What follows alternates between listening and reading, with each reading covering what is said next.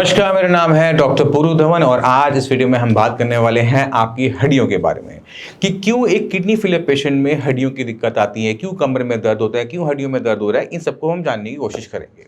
हम सब ये जानते हैं कि किडनी जो काम करती है वो क्रिएटिनिन को निकालने का, यूरिया को निकालने का, पानी को निकालने का करती है, बट हम बहुत कम लोग ये जानते हैं कि किडनी एक और बहुत इंपॉर्टेंट काम करती है, वो है आपके खाए हुए विटामिन डी का या धूप से लिए हुए विटामिन डी को एक्टिवेट करने का।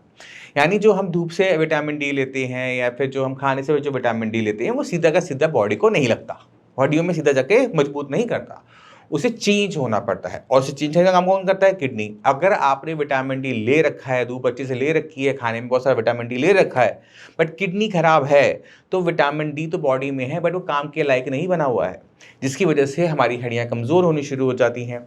पहला कारण, हड्डियाँ जितनी कमज़ोर होंगी उतना दर्द होगा, कमर में दर्द होगा, घुटने में दर्द होगा, जगह जगह दर्द ही दर्द बना रहेगा। तो ये एक सबसे बड़ा कारण होता है। दूसरी क्या दिक्कत होती है कि जब किडनी खराब होनी शुरू होती है तो हमारी बॉडी में फॉस्फोरस भी इकट्ठा होना शुरू हो जाता है, क्योंकि किडनी कम काम कर रही है। किडनी जो काम करती थी फॉस्फोरस को बाहर निकालने का, वो नहीं हो पा रहा है। अब वो फॉस्फोरस जो है वो ब्लड में इकट्ठा होता जा रहा है, रिपोर्ट करवाते हैं उसमें फॉस्फोरस हाई आता है।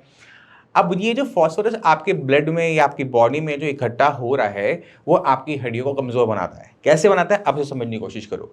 आपकी हड्डियों में सबसे ज़्यादा क्या होता है? कैल्शियम।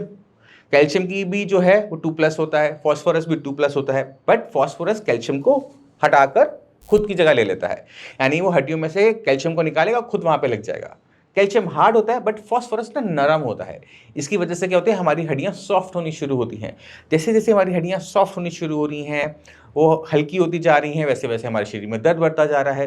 तो ये दो मुख्य कारण होते हैं जिसकी वजह से किडनी फेलियर पेशेंट में कमर दर्द की दिक्कत कॉमनली देखने को मिल जाती है। और इसी वजह से जितने भी किडनी फेलियर पेशेंट हैं उनमें पीटीएच का वैल्यू बढ़ी हुई होती है। अभी पीटीएच क्या है उसको समझने की कोशिश करते हैं। पीटीएच होता है पैराथायराइड हार्मोन। अभी पैराथायराइड हार्मोन का नॉर्मल, जब हम नॉर्मल हैं तो क्या काम करता है? उसका काम होता है बॉडी में कैल्शियम को डिपोजिशन के लिए बॉडी को प्रमोट करना, कि जाओ कैल्शियम को चिपकाओ। अगर आपकी बॉडी में पीटीएच बढ़ रहा है तो वो एक साइन होता है कि किडनी खराब हो रही है। पीटीएच बढ़ा हुआ पीटीएच कोई बीमारी नहीं होती। पीटीएच आपका 1000-2000 तक भी पहुंच जाता है। इसका मतलब ये नहीं है कि आपको पीटीएच की कोई बीमारी हो गई है, वो एक इशारा कर रहा है कि समथिंग इज गोइंग रॉन्ग। कभी कभार डॉक्टर ये पैराथायराइड हार्मोन को कंट्रोल करने के लिए आपका जो पैरोटिड ग्लैंड होता है वही निकाल देते हैं, ऑपरेशन हो जाता है उसका, बट वो आपको करवाने की ज़रूरत नहीं होती अगर आप किडनी के पेशेंट हैं। आपने करना क्या है, आपने अपने खाने के अंदर आपने मेडिसिन को ऐड करना है। खाने में नहीं, मेडिसिन ऐड करनी है जो है रोकाट्रोल। रोकाट्रोल वो फॉर्म होती है विटामिन डी की जो किडनी के काम करने के बाद बनती है।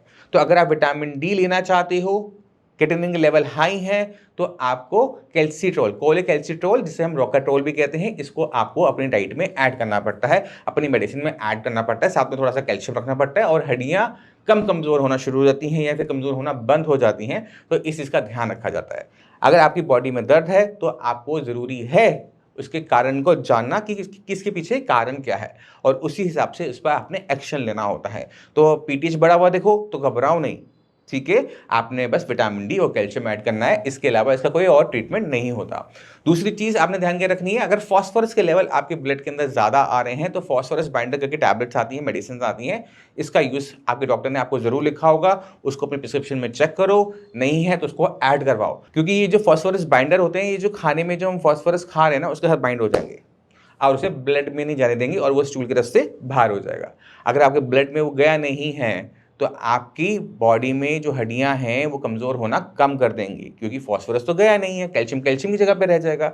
इसी वजह से जो डॉक्टर आपको पर्चे पे लिख के देता है ना, उसे फॉलो करना बहुत ज़रूरी होता है और उसके पीछे कारण आपको समझना ज़रूरी होता है। तो मैं उम्मीद करता हूँ इस वीडियो से हड्डियों के बारे में समझ गए होंगे कि क्यों एक किडनी फेलियर पेशेंट में जो हड्डियाँ हैं वो वीक होना शुरू हो जाती हैं। फिर भी माइंड में कोई भी डाउट हो, कुछ भी जाना चाहते हो, मोस्ट वेलकम है, आप श्रेयास आके मिल भी सकते हो। इसी के साथ आपसे चलने की आगे चाहूँगा। मिलते हैं अगली वीडियो में, तब तक के लिए नमस्कार।